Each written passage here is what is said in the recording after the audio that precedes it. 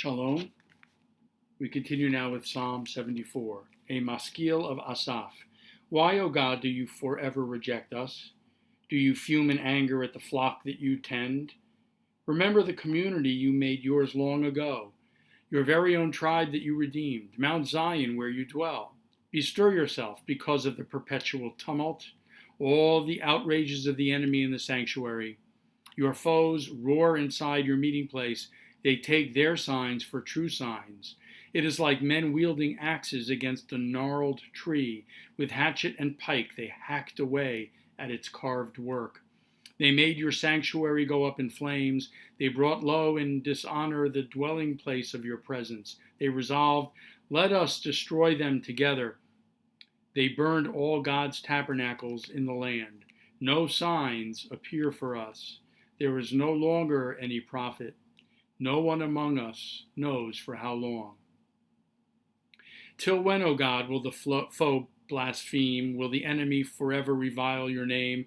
Why do you hold back your hand, your right hand? Draw it out of your bosom. O God, my King from of old, who brings deliverance throughout the land, it was you who drove back the sea with your might, who smashed the heads of the monsters in the waters. It was you who crushed the heads of Leviathan, who left him as food for the denizens of the desert. It was you who released springs and torrents, who made mighty rivers run dry. The day is yours, the night too. It was you who set in place the orb of the sun. You fixed all the boundaries of the earth, summer and winter, you made them. Be mindful of how the enemy blasphemes the Lord, how base people revile your name. Do not deliver your dove to the wild beast. Do not ignore forever the band of your lowly ones. Look to the covenant.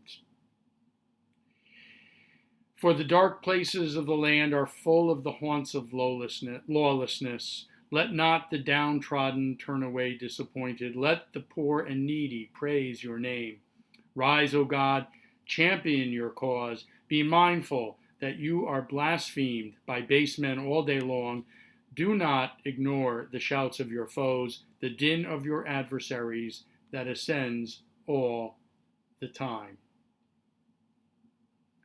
The psalmist is begging God, imploring God to look to the covenant, habet labrit.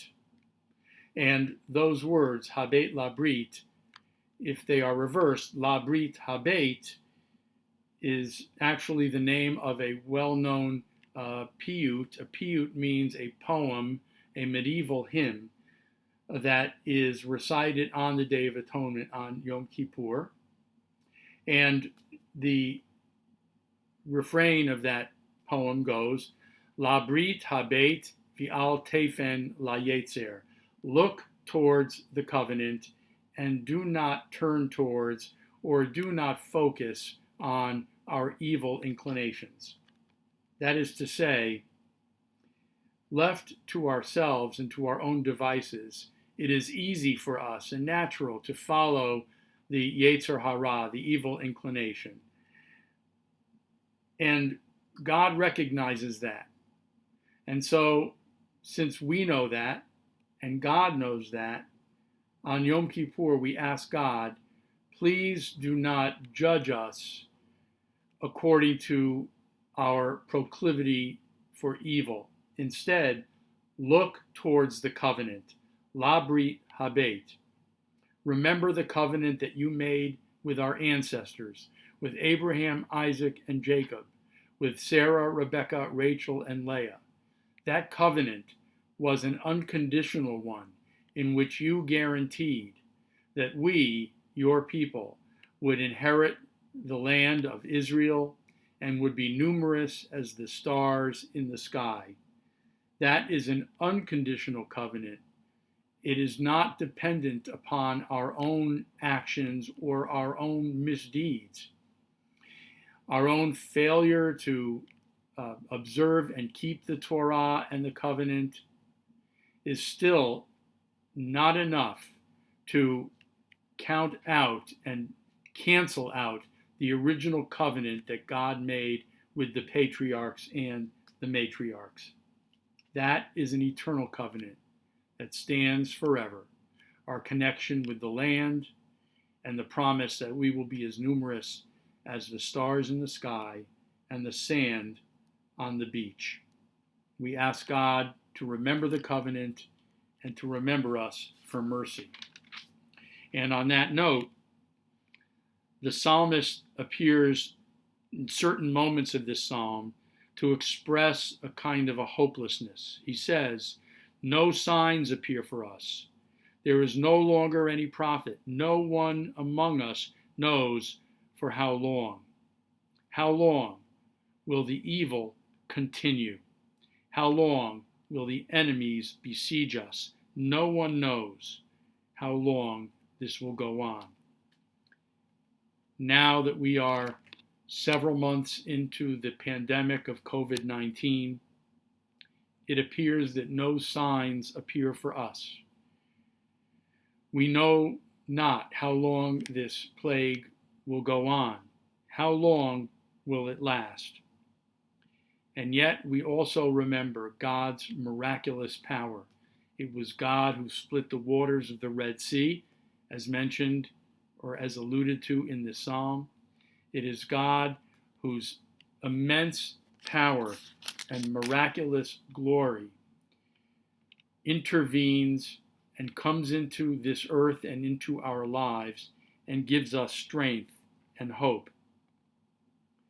The psalmist says, "The day is yours, God, the night also."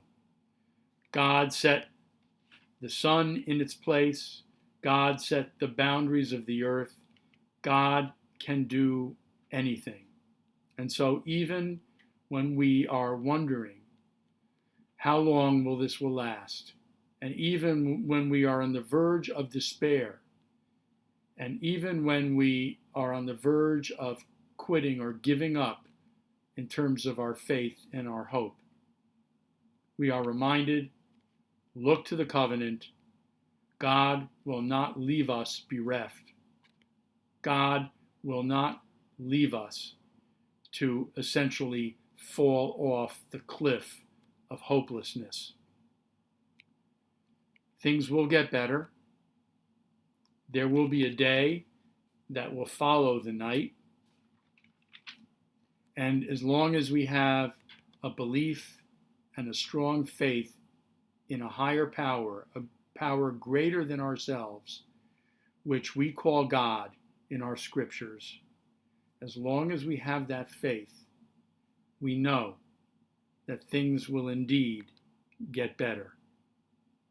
We pray that this will be God's will, while at the same time we are left to do our own job of creating safety for ourselves and those we love, maintaining that boundary of safety, advocating for health practices in our society that will guarantee and do more to ensure public health and public safety and the benefit of as many people as possible around us. So God also leaves it to us to do our very best during these dark days of COVID-19. And I believe we are and we will do our best, as I also believe that God will never leave our sides. God's presence will be ever with us as long as we continue to let God in. Thank you.